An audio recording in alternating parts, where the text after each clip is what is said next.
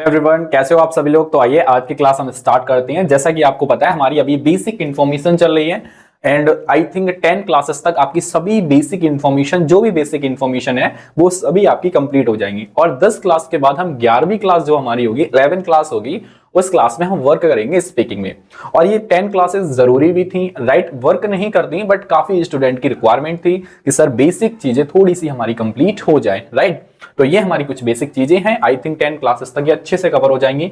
अच्छा, ये चीजें मैं पहले से इसलिए लिख लेता हूं ताकि आपका टाइम बचे एंड मेरा भी टाइम बचे और आप अच्छे से चीजों को समझ भी लो। एंड सभी के नोट्स बना लेना। छोटी छोटी अभी क्लासेस हो रही हैं, ज्यादा बड़ी क्लासेस नहीं हो रही हैं। जब हमारी 11 क्लासेस से स्टार्टिंग होगी तो हमारी क्लासेस का टाइम थोड़ा सा बढ़ जाएगा, राइट। तो स्टार्ट करते हैं और जो भी है सभी में कनेक्शन बनाते हुए चलो। अपने माइंड में एक माइंड मैप रखो कि हमने क्या पढ़ा है डे 1 से, और डे जो भी आपकी क्लास है 7, 8, 9, 10 जो भी है उस सब में कनेक्शन रखो। एंड क्या करो कि भाई जब आप सोया करो तो सोने से पहले 10 से 15 मिनट आप रिकॉल किया करो चीजों को। रिकॉल का मतलब क्या होता है? पढ़ी हुई चीजों को दोबारा से रिकॉल करना, रिमेंबर करना कि आज मैंने ये पढ़ा था और उंगलियों से हाँ भाई ये पढ़ा, ऐसे हुआ ऐसे हुआ ऐसे हुआ। माइंड में एक आपकी इमेज चलनी चाहिए। जो भी लोग जिनकी मेमोरी अच्छी होती है और जो जिंदगी में कुछ करते हैं उनकी इमेजिनेशन पावर पावरफुल होती है। इमेजिनेशन पावर आपकी अच्छी होनी चाहिए। हाँ भाई ऐसे ऐसे मैंने पढ़ा, आंखें खोली हैं, चीजें चल रही हैं। That means you grow in your life. तब आप अपनी लाइफ में ग्रो करते हो, राइट। चलो अब समझते हैं। हम सबसे पहले समझते हैं वर्ब को, राइट। सबसे पहले हम समझते हैं वर्ब को। वर्ब क्या होती है? तो देखो भाई, वर्ब का सिंपल सा मतलब है क्रिया। दैट मीन्स नाम से ही पता चला है this is a verb. And क्रिया, क्रिया का मतलब होता है भाई कुछ हो रहा है। क्रिया, क्रिया का मतलब क्या होता है? जो कंटिन्यू चल रही है, जिसमें कुछ घटित हो रहा है, जिसमें कुछ हो रहा है, कुछ तो हो रहा है, कुछ ना कुछ चीजें चल रही हैं, वर्क कर रही है, शांत नहीं है, हो रहा है। कोई भी वर्क हो रहा है बट वर्क हो रहा है। दैट मीन्स ये हमारी वर्ब है, राइट। तो मैंने हिंदी में एक्सप्लेनेशन की, इंग्लिश में की। अ वर्ब एक वर्ब इज है एक वर्ड शब्द है विच जो शोज दिखाता है, एंड एक एक्शन, एक्शन का मतलब होता है कोई काम, कोई भी हमने एक्शन किया, कुछ भी हमने किया, दैट मीन्स एक्शन। कुछ भी किया दैट मीन एक्शन।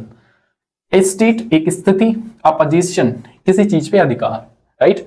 तो अब इसमें क्या है देखो, जैसे ध्यान से समझो। राम, अच्छा सबको पता है, जो डे 1 से देख रहे हो उन्हें अच्छे से पता होगा, राइट। अब राम भाई हमारा क्या है? इसमें सब्जेक्ट है। नहीं पता है तो आगे क्लासेस में समझ लेंगे। अब इसमें जो वर्ब है वो हमारी प्लेज है। प्लेज का मतलब क्या होता है? खेलना या खेलता है। राम खेलता है, सी प्लेज वह खेलती है, आई प्लेज आई प्ले मैं खेलता हूं, राइट। दे प्ले वो खेलते हैं, माई मदर प्ले मेरी माँ खेलती है, माई ब्रदर प्ले मेरा भाई प्लेज, माई ब्रदर प्लेज मेरा भाई खेलता है, राइट। देखो कितने सेंटेंसेस बन गए। That is the speaking. यही तो मतलब है कि इंग्लिश बोलना स्टार्ट करो, छोटे छोटे वर्ड से स्टार्ट करो। सेंटेंस ही तो है ये भाई। मैं खेलता हूं भाई, मैं तो खेलता हूं भाई, आई प्ले। तू खेलता है, अब तू खेलता है या तुम खेलते हो, यू प्ले, राइट। यहीं से कन्वर्सेशन स्टार्ट होती है। देखो, never try to speak long sentences in the speaking. Never try to speak long sentences in the speaking if you are a beginner, if you are a beginning level, right?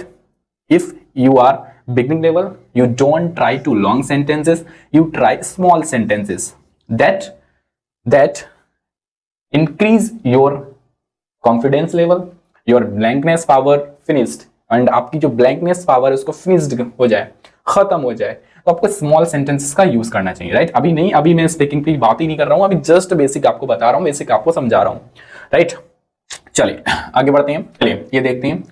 C is इल, वह बीमार है। अब is यहां पे हमारी क्या है? Verb है, राइट। अब बीमार हमारी वर्ब नहीं है क्योंकि भाई एडजेक्टिव है किसी चीज की। भाई बीमार है, होशियार है, परेशान है, राइट, मूर्ख है, गधा है, that means all are quality, right. Adjectives आ जाते हैं हमारे। अच्छा एक चीज और, मैं सभी के लिए नोट्स तैयार कर रहा हूं। नोट्स जो भी मैं आपको पढ़ा रहा हूं, जो भी आपको समझा रहा हूं, एंड काफी एग्जाम्पल्स के साथ, काफी डिटेल्स के साथ सभी के एग्जाम आपको नोट्स मिल जाएंगे। पार्ट्स ऑफ स्पीच जैसे ये फिनिश होंगे आपको एक पीडीएफ नोट्स मिलेगा जिसमें आपको बहुत ही अच्छे से एक्सप्लेनेशन है, सारे स्टेप बाय स्टेप। तो एक बार उसको पढ़ लेना, नोट करने की जरूरत नहीं है, आप निकलवा भी सकते हो, वो आपके पास हमेशा सेव रहेगी। एंड उससे क्या होगा, एक बार सारी चीजें आपके रिकॉल हो जाएंगी। जैसे आपको कुछ समझ नहीं आया तो उस नोट्स में है, तो आप फटाफट से उसे देख सकते हो। अब क्लासेस देखोगे तो भाई टाइम लगेगा उसमें, है ना। और क्लासेस को भी साथ साथ नोट करते जाइए, नोट्स आपको मिल ही जाएंगे। करना चाहो आप नोट कर सकते हो, अदरवाइज समझ लो, चीजें आपको नोट्स में अवेलेबल हो जाएंगी, राइट। अब देखते हैं, आगे बढ़ते हैं। She is going, sorry he is going, he वह, इज है, ये हमारी क्या होगी? वर्ब। गोइंग जा रहा है, ये वर्ब हो गई हमारी। राधा हैज, अब ये हमारी वर्ब हो गई, ये हमारा कुछ भी नहीं है, मतलब वर्ब नहीं है, बाकी तो है वो। आई मैं रीड पढ़ता हूं, ये वर्ब हो गई। ता है ती है, राइट। ही वह इज है, ये वर्ब हो गई हमारी। रीडिंग पढ़ रहा है, ये भी वर्ब हो गई। दोनों में कुछ हो रहा है, रीड है दशा है, रीडिंग पढ़ रहा है, वो कंटिन्यू पढ़ रहा है, ये भी वर्ब है, ये भी वर्ब है, तो ये दोनों वर्ब हैं। That means these that means अब देखो आई कैन, ये भी हमारी वर्ब है। डू, ये भी हमारी वर्ब है। कैन, ये भी हमारी वर्ब है। और गो, ये भी हमारी वर्ब है। गो का मतलब जाना, तो ये सब वर्ब हैं, राइट, वर्ब है। अब आपको ये चीजें क्लियर हो गई होंगी भाई, वर्ब। अच्छा ये मॉडल वर्ब्स हैं, ये चीजें, ये अभी नहीं, केवल इतना समझ लो ये वर्ब हैं, राइट। अब देखो कुछ मैंने एग्जाम्पल भी लिख रखे हैं, जैसे खाना ईट वर्ब है, पीना ड्रिंक, जाना गो, गाना सिंग, रोना बी, देखना सी, जानना नो, बैठना sit. And you will see most of the words which is connected to verb, I think every words has na। ज्यादातर जो भी वर्ब होती हैं उनमें आप ज्यादातर ना फिट कर देते हो, या ना लग सकता है, या ना उनके पास होता है। जैसे खाना पीना, उठना बैठना, जाना नहाना, धोना, भागना, पीटना, मरना, छोड़ना, बहुत सारे जो होते हैं उन सब में ना लग जाता है या ना होता ही है, आप ये मान के चलो, राइट। यूज आप अपने अकॉर्डिंग कर सकते हो, जैसे खाना तो खाऊंगो, जाना मैं जाऊंगो। अब जाऊंगो ये कौन सा वर्ड है, जाऊंगा तो जा, तो कई सारे ऐसे वर्ड होते हैं, you can use according to yourself, तुम अपने अकॉर्डिंग यूज कर सकते हो, बट ज्यादातर ना ऐड हो जाता है। अच्छा यहां तक चीजें क्लियर है। दैट मीन्स वर्ब वो है जिसमें हमें एक्शन दिखाई दे रहा है, जिसमें कुछ हो रहा है, समथिंग इज हैपेंड, कुछ घटित है। अब हमने भाई क्या किया, इस वर्ब को हमने टू पार्ट में डिवाइड कर दिया, helping verb and main verb. Helping verb का मतलब होता है सहायक क्रिया, और मेन वर्ब का मतलब होता है मुख्य क्रिया जो मेन होती है। अच्छा एक चीज और भी, इसमें ट्रांसिटिव वर्ब और इंट्रांसिटिव वर्ब भी आती हैं, तो मैं डीप में नहीं जाऊंगा, आपको उतना ही समझाऊंगा जितना रिक्वायरमेंट है, नेसेसरी है। ट्रांसिटिव वर्ब इंट्रांसिटिव वर्ब कोई वर्क नहीं करती, एंड स्पोकन में बहुत ये सारी चीजें पढ़ने की जरूरत नहीं है। ओवरऑल चीजें आपको सारी मैंने अच्छे से समझा दी, बेसिक सारी चीजें आ जाएंगी, राइट। बाकी अगर आप ट्रांसिटिव वर्ब इंट्रांसिटिव वर्ब देखना चाहो तो 2 लाइन में है, गूगल पे सर्च कर सकते हो, डोंट वरी, वरना अदरवाइज रिक्वायरमेंट नहीं है। इनकी है, जब हम सेंटेंस फॉर्मेशन सीखेंगे तो भाई इनकी जरूरत पड़ेगी, बट वो ट्रांसिटिव वर्ब इंट्रांसिटिव वर्ब इनकी जरूरत नहीं पड़ने वाली, राइट। चलिए helping verb and main verb. अब इसी में मैंने मॉडल वर्ब ऐड कर दिए हैं, जैसे हम बोलते हैं मॉडल एक्सिलरी वर्ब, बट वो हेल्पिंग वर्ब के ही अंडर आती हैं। फिर हेल्पिंग वर्ब के, जैसे हेल्पिंग वर्ब है, इसी वर्ब के 3 पार्ट हो जाते हैं, हेल्पिंग वर्ब, मेन वर्ब और मॉडल वर्ब, बट दोनों में ही इंक्लूडेड है, इसका पार्ट अलग से हो जाता है। दैट मीन्स मैंने दोनों में कवर रखा है, कोई दिमाग लगाओ, बस कोई दिमाग मत लगाओ, इतना दिमाग लगाओ भाई, वर्ब होती है, वर्ब 2 टाइप की होती है। एक तो वर्ब होती है आना जाना खाना उठना बैठना पीना, राइट, एक सेंटेंस लो उसमें वर्ब शो कर दो। दूसरा वो 2 टाइप की होती है, हेल्पिंग वर्ब और मेन वर्ब। हेल्पिंग वर्ब में हमारी ये सब आ जाती हैं, इसमें कुछ ऐसे भी हैं जो मेन वर्ब की तरह यूज होती हैं, कुछ ऐसे भी हैं जो हेल्पिंग वर्ब की तरह ही यूज होती हैं। तो ये हमारी हेल्पिंग वर्ब है, जैसे is, are, am, was, were, do, does, did, have, has, had, shall, should, can, could, may, might, must, will, would, ought to, need, and there, used to, be, been। तो ये हमारी क्या होती हैं, helping verb होती हैं। ये सभी हमारी क्या होती हैं, हेल्पिंग वर्ब होती हैं। अब मैं थोड़ा हेल्पिंग वर्ब और मेन वर्ब में आपको डिटेल अच्छे से समझा देता हूं, ताकि आपको अच्छे से समझ में आ जाए। आई थिंक ये समझ में तो आएगी, ये भाई हेल्पिंग वर्ब है, बाकी मेन वर्ब हमारी रहती हैं, जैसे ये सब मेन वर्ब ही हमारी लिखी हुई है, राइट। तो एक बार हम और अच्छे से थोड़ी से सेंटेंस से क्लियर हो जाते हैं, आप इसे नोट कर लो अच्छे से। मैंने कुछ एग्जाम्पल्स लिख दिए हैं, तो इनके लिए आपको इसमें फाइंड आउट करना है इसमें मेन वर्ब कौन सी है एंड हेल्पिंग वर्ब कौन सी है। इससे आपका कॉन्सेप्ट बिल्कुल क्लियर हो जाएगा कि भाई मेन वर्ब कौन सी है एंड हेल्पिंग वर्ब कौन सी है। बट उससे पहले मैं आपको कुछ चीजें आपको क्लियर कर दूं जो वेरी इंपॉर्टेंट है। देखो ये 2 वाक्य मैंने लिख रखे हैं, जिसमें एक में लिखा ही इज अ बॉय, वह एक लड़का है, और ही इज ईटिंग, वह खाना खा रहा है, राइट। अगर देखा जाए तो ये हमारी क्या है, वर्ब है, राइट, ये वर्ब है। इसमें देखा जाए तो एक हमारी इसमें अगर देखा जाए तो एक हमारी ये वर्ब है और दूसरी हमारी ये वर्ब है, 2 वर्ब है। तो आप कह सकते हो सर इसमें जो इज है वो हमारी हेल्पिंग वर्ब है, एचबी का मतलब होता है हेल्पिंग वर्ब है, और जो हमारी ईटिंग है वो हमारी मेन वर्ब है, right. Is it correct, right. Is it correct? ये ठीक है भाई, क्या अच्छी बात है, क्या ये ठीक है? Is eating main verb helping verb, हाँ भाई ये बिल्कुल करेक्ट है। तो अब इसमें जो ये वर्ब दे रखी है ये कौन सी है? तो आप सोच रहे होगे भाई इसमें तो भाई ये हेल्पिंग वर्ब दे रखी है। नहीं जी, अब एक नोट आप ध्यान से देख लो, यहां पे लिख लो, कॉपी में भी लिख लेना कि अगर अगर किसी सेंटेंस में एक ही वर्ब है, एक ही वर्ब है, तो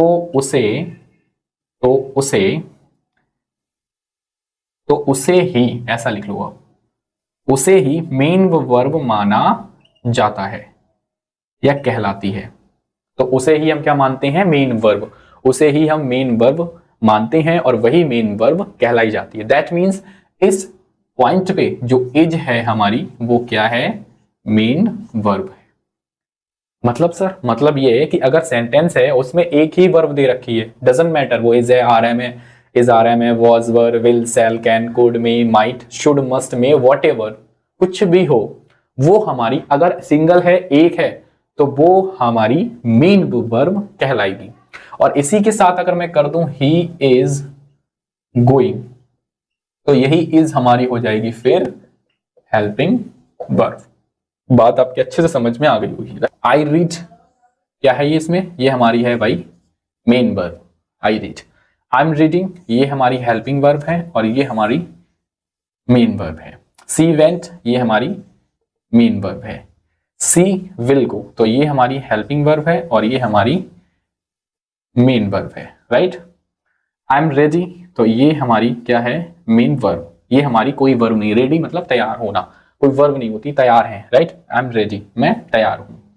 दूसरा है दे वर अपसेंट, तो दे वर इसमें हमारी क्या होगी? Main verb. अपसेंट वर्ब नहीं है, अपसेंट हमारा एक एडजेक्टिव की तरह यूज होता है, भाई अनुपस्थित है, उपस्थित नहीं है, राइट। एंड ऐसे ही रेडी होता है, ये दोनों वर्ड हमारे वर्ब में नहीं आते, राइट, क्योंकि इनमें एक्शन नहीं है। इसमें क्या स्थिति, हाँ भाई रेडी है, एक्शन नहीं है इसमें इंक्लूड। शुड चाहिए, राइट, तो ये हमारी क्या है? ये हमारी मेन वर्ब है और ये हमारी हेल्पिंग वर्ब है, इसे आप मॉडल वर्ब भी बोल सकते हैं। कैन ये हमारी हेल्पिंग वर्ब है एंड ये हमारी मेन वर्ब है, right. She has a car तो ये हमारी यहाँ पे क्या है? मेन वर्ब है। ऐसे यहाँ पे ये हमारी मेन वर्ब है, यहाँ पे ये मेन वर्ब है, राइट। यहाँ पे ये हमारी हेल्पिंग वर्ब है और ये हमारी मेन वर्ब है। यहाँ पे ये हमारी मेन वर्ब है, यहाँ पे ये हमारी मेन वर्ब है, यहाँ पे भी हमारी मेन वर्ब है एंड ये हमारी हेल्पिंग वर्ब है और ये ये हेल्पिंग वर्ब है और ये हमारी मेन वर्ब है। तो आई थिंक आपको वर्ब का कॉन्सेप्ट अच्छे से क्लियर होगा। अगर आपको कोई डाउट आता है, कुछ समझ नहीं आता वर्ब से रिलेटेड, तो आप चैट ऑप्शन में पूछ सकते हो, क्लास लिखो और उसके बाद जो भी डाउट है आपका बता सकते हो, राइट। अभी स्पीकिंग स्टार्ट नहीं हुआ है, ये मत सोचना कि भाई अभी तो मैं इंग्लिश बोलना ही स्टार्ट नहीं किया, नहीं, अभी इंग्लिश बोलने की बात ही नहीं हो रही है। अभी सभी चीजें बेसिक चल रही हैं जो आपको आनी चाहिए, जो आपको समझनी चाहिए। ज्यादा दिमाग ना लगाओ, जो चीजें समझा रहा हूँ अगर आपको इनका अर्थ भी नहीं पता कोई दिक्कत नहीं, जो चीजें छोटी छोटी चीजें मैं समझा रहा हूँ ये अपने आप समझ में आ जाएंगी जब आप धीरे धीरे आगे बढ़ते चले जाओगे, राइट। ये 10 क्लास के बाद आप ऑटोमेटिकली चीजों को समझोगे, बोलोगे। अब देखो जो भी आपने पीछे पढ़ा है, जो भी आपने अच्छे से पढ़ा होगा, रूटीन से पढ़ा होगा, समझ के पढ़ा होगा, तो भाई अच्छे से बता देगा ये ही क्या है, वो अच्छे से बता देगा ये कार क्या है, राइट, वो अच्छे से बता देगा आई क्या है, राइट, यहाँ पे आई क्या है, वो अच्छे से बता देगा भाई जैसे इसमें अभी यू क्या है, उसको अच्छे से पता है भाई यू क्या है, राइट, उसको अच्छे से पता है दे क्या है, राइट, सी क्या है, ये सारी चीजें उसे अच्छे से पता होंगी। अगर यहाँ पे दिस दैट होता तो वो भी उसे पता होता। तो अभी आप शब्दों को समझ रहे हो कि एक सेंटेंस में किस किस तरीके के शब्द हमारे होते हैं, उनको हम किस तरीके से यूज करते हैं। तो ये आपका वर्ब था, इसको नोट कर लो पहले, उसके बाद आगे बढ़ते हैं। चलिए एक छोटा सा टॉपिक इसमें और पढ़ते हैं जो बहुत ही जबरदस्त है। जैसा कि मैंने कहा 10 क्लास तक आपका सभी बेसिक फिनिश हो जाएगा। छोटी छोटी क्लासेस हैं, छोटे छोटे टॉपिक्स हैं और अच्छे से माइंड में रखना, ज्यादा प्रेशर ना हो, इसलिए मैंने 2 या 1 ही टॉपिक कवर किए हैं हर वीडियो में, ताकि आपको क्लियरली हो जाए। और एक चीज मैं आपको और बताऊं, जो आपकी पीडीएफ होगी, राइट, पीडीएफ होगी, उसमें क्या होगी, जो एक्सप्लेनेशन होगी आपकी वो बहुत ही गुड तरीके से होगी। गुड तरीके से मतलब क्या है, उसमें जो एग्जाम्पल्स होंगे, जो आपके एग्जाम्पल होंगे वो 1 या 2 या 10 नहीं होंगे, आई थिंक 70 से 80 एग्जाम्पल्स आपके होंगे। काफी चीजें उसमें दे रखी होंगी। तो यहां से चीजों को समझना और वहां पे एक बार पीडीएफ पढ़ जरूर लेना, जो भी आपकी आने वाली है 1-2 दिन में, राइट।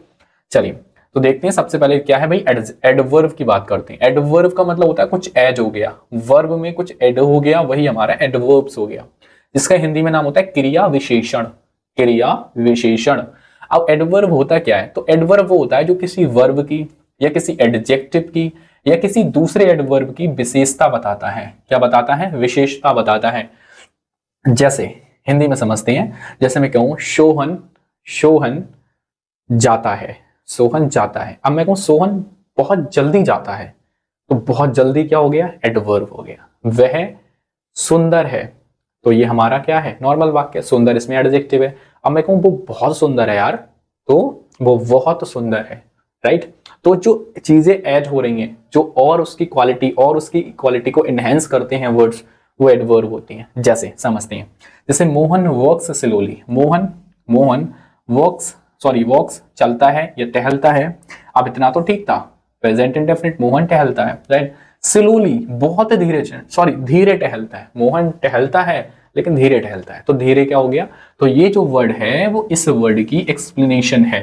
ये स्लोली वर्ड इसके बारे में दे रखा है, ना कि मोहन के बारे में। वो वर्ब को क्या कर रहा है? विशेषता बता रहा है, राइट। जैसे इट, यह, इज, है, वेरी रेड, ये बहुत लाल है, ये बहुत काला है, ये बहुत गोरा है, ये बहुत गर्म है, राइट। तो ये जो वेरी है वो रेड की क्या बता रहा है? विशेषता बता रहा है। अच्छा, रेड क्या है हमारा? रेड एडजेक्टिव है, जिसने पढ़ रखा है ढंग से। रेड विशेषता है किसी चीज की, राइट। वेरी हमारा यहाँ पे हो गया एडवर्ब। ये यहाँ पे ये हो गया हमारा एडवर्ब। ही, वह, राइट लिखता है, केयरफुली वो सावधानी से लिखता है। वो लिखता है, ठीक है, लेकिन कैसे लिखता है? सावधानी से। तो सावधानी से क्या हो गया हमारा? ये एडवर्ब हो गया। सी, वह, इज, है, वेरी ब्यूटीफुल वो बहुत सुंदर है, तो वेरी क्या हो गया हमारे यहाँ पे? एडवर्ब हो गया। ब्यूटीफुल हमारा एडजेक्टिव हो गया। तो देखो कहीं पे एडजेक्टिव है, कहीं पे वर्ब है, कहीं पे एडजेक्टिव है, कहीं पे वर्ब है। तो वर्ब और एडजेक्टिव की क्या बता रहा है? विशेषता बता रहा है, राइट। अब यहीं पे अगर मैं बोल दूं मोहन चलता है वेरी स्लोली, यहाँ पे अगर मैं वेरी ऐड कर दूं तो इसने क्या किया? इसने एडवर्ब की भी विशेषता बता दी। वो चलता है, वह धीरे चलता है, ठीक है भाई, धीरे चलता है।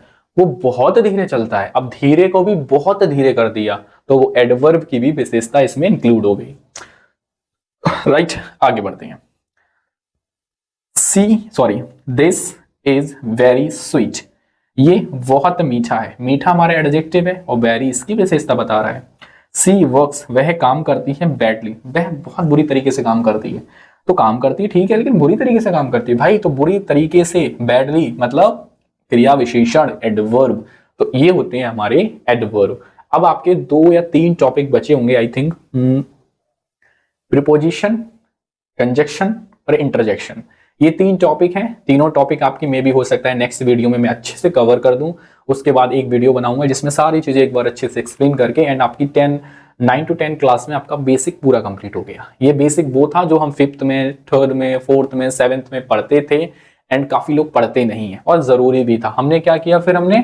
हमने पहले लेटर्स को पढ़ लिया, उसके बाद जो हमारे वर्ड्स आए, राइट, तो वर्ड्स को हमने अच्छे से एक्सप्लेन कर दिया पूरे 8 पार्ट में। तो 8 पार्ट को हमने पूरी गुड तरीके से पढ़ लिया। अब इसके बाद आएंगे भाई सेंटेंसेस, और सेंटेंसेस में ही आ जाएगी हमारी स्पीकिंग। बट एक बार मैं वर्ड्स पे थोड़ा और वर्क करूंगा, एक क्लास लूंगा जिससे मैं बताऊंगा आप यहां से बोलेंगे कैसे। अभी तक तो मैंने बताया ये होता है, बट अब मैं बताऊंगा आपको बोलना है कैसे, वर्ड्स से कैसे बोलना है, राइट।